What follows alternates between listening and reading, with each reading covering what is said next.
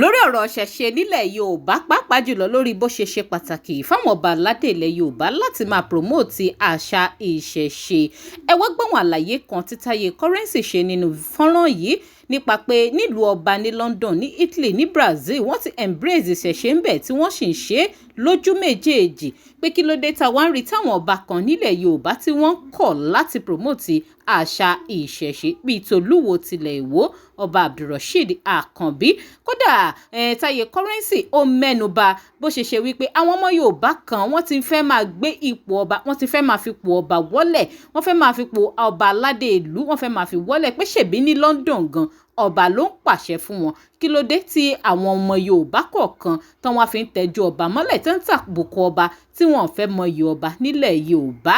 Ó sọ̀rọ̀ ilẹ̀kùnrẹ́rẹ́ kódà ó ní kan bíi Alhaji Wasiu Ayinde K1 the Ultimate nítorí àwọn gan ti travel káàkiri wọ́n sì mọ pàtàkì tí àwọn ìlú bíi London, Brazil àti Italy tí wọ́n fún àṣà ìṣẹ̀ṣe.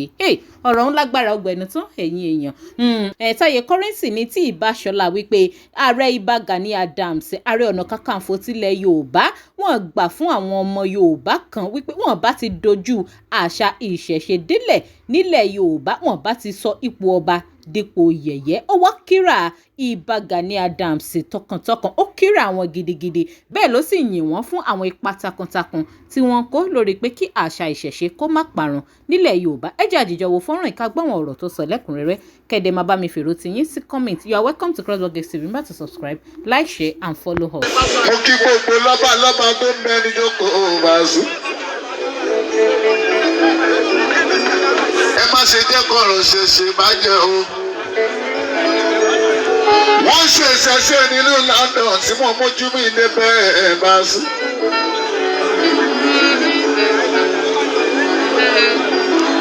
Ìṣẹ̀ṣe ń bẹ nílùú Italy ní Italo.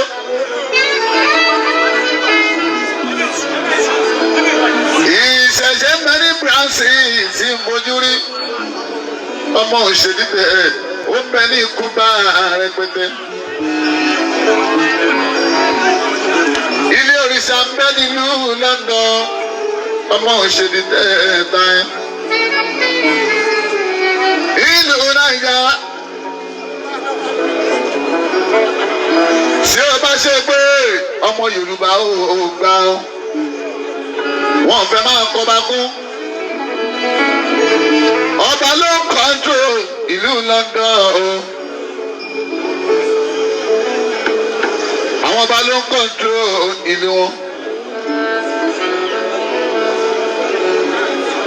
Ẹ ṣàmọ̀ tí wọ́n gún yín ìpọba ní. Kó tó di pọ́mọ ẹ̀ náà tún jọba.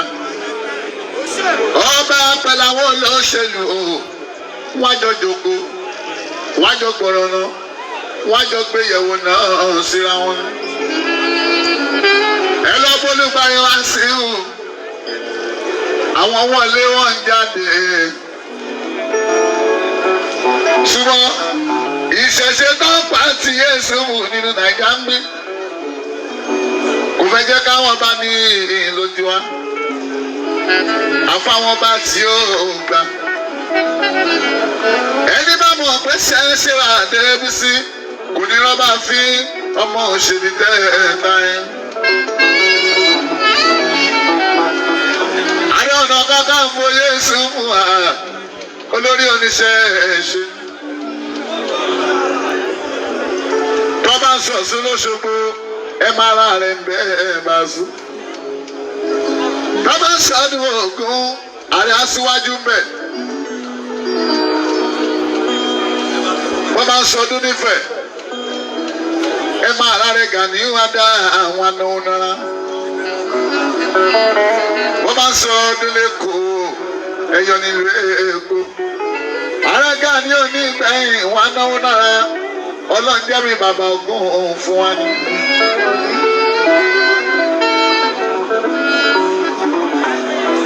Ààrẹ Gani yóò wá dá sí aṣọ wa ní.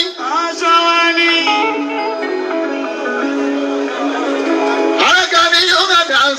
Aṣọ ni. Aṣọ ni. Aṣọ Yorùbá Ọlọ́run dákun mọ́ta aṣọ òtútù. Ṣàtì àdákun mọ́ fà wá lásọ ya.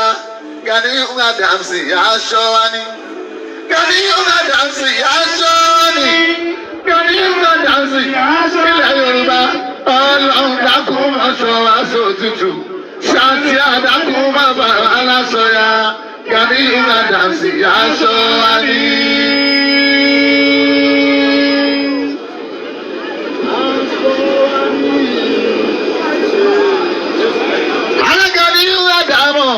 Aṣọ wa ni.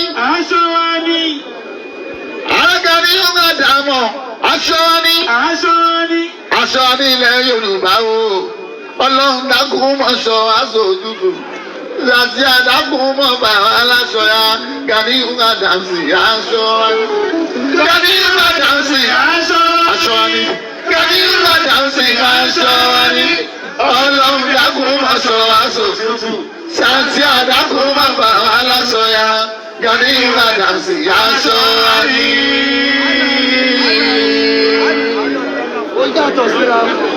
Ààrẹ Kakanfò ilẹ̀ Yorùbá, a ò lẹ́ni lẹ́yìn ìjú Gani o. Ààrẹ ni ò ní gbà fún gbogbo.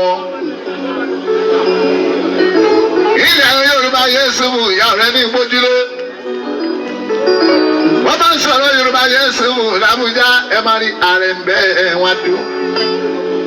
Gbogbo òṣèṣẹ́ tá ń ṣe lónìí wọ́n bá ti gbàgbé ẹ̀ pátápátá. Tí o bá ṣe bá Gani ní.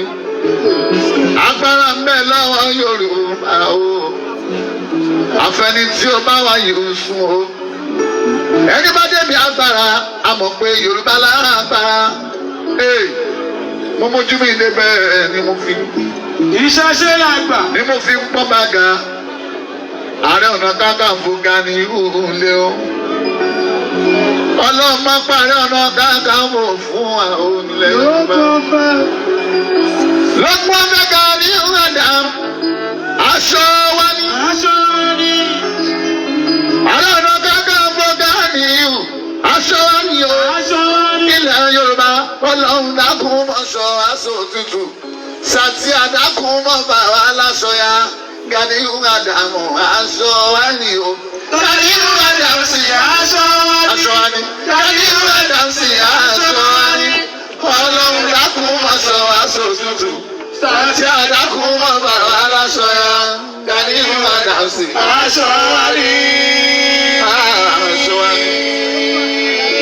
Ọ̀rọ̀ rẹ o ẹ̀yin èèyàn ọmọ Yorùbá nílé lóko lẹ́yìn òdì ọ̀rọ̀ lẹ́gbọ́ tí Táyé Currency sọ kalẹ̀ yìí lórí bó ṣe ṣe pàtàkì fáwọn ọmọ Yorùbá láti make sure wípé à ń promote àṣà ìṣẹ̀ṣe tó jẹ́ tilẹ̀ Yorùbá. Ẹ sì gbọ́ bó ṣe sọ pé ipò ọba kò í ṣe ipò yẹ̀yẹ́ kì í ṣe ipò tó yẹ káwọn ọmọ Yorùbá ká máa jẹ́ kí wọ́n fi wọ́lẹ̀. Ẹ sì gbọ́ bó ṣe kíra Ààrẹ Gani Adams náà ojú wo lẹ fi wò ìyàwó ló kọ sí yín kí ló opinion ti yín lórí ẹ̀ ẹ má bá mi jù sí comment fún àǹfààní tí ẹ bá fẹ́ ṣèpolówó ọjà yín tàbí tẹ fẹ́ kàn sí wa fún nǹkan kan àbí méjì lórí ìkànnì crossblog ẹ máa kàn sí wa through WhatsApp number wa ẹ jẹ́ àgbọ́polówó ọjà yìí ká tó máa lọ and please don't forget to subscribe, like, share and follow us. Thanks for watching. Tẹ́ ẹ bá lè rí àmì ṣe gbogbo ogun tó lóhùn ní gbọ́ tó lóhùn ní gbà lórí ayé yín iná agbára Ọlọ́run máa jó dànù. Kí lè nǹkan tẹ̀ ń là kọjá tó dàbí pé ẹ ti wá ọ̀nà àbáyọ ṣùgbọ́n tí ẹ ti rí ọ̀nà àbáyọ.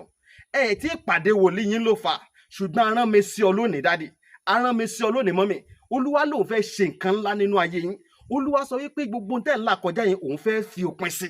Kí nìkan tẹ̀ ń là kọjá lórí ìgbéyàwó ni lórí ọmọ ni lórí iṣẹ́ ni níbi gbogbo ni bóyá ogun kan ló dàbí pé ogun yẹn le ẹ ti gbìyànjú kò tíì sí ọ̀nà àbáyọ ẹ jẹ́ àjọ gbàdúrà ẹ jẹ́ àjọ wọ́ ojú Olúwa kí làṣírí ogun yẹn gangan ẹ jẹ́ àjọ wádìí lọ́wọ́ Ọlọ́run ká dẹ̀ mọ ọ̀nà àbáyọ ẹ̀rọ ìbánisọ̀rọ̀ tẹ́ fi pè mí fún àdúrà àti ọ̀nà àbáyọ òun náà ni +234 70 25 47 5427 +234 70 25 475427 bẹ́ẹ̀ ṣe ń pè mí fún àdúrà lórúkọ Jésù ẹ máa rí ìyanu.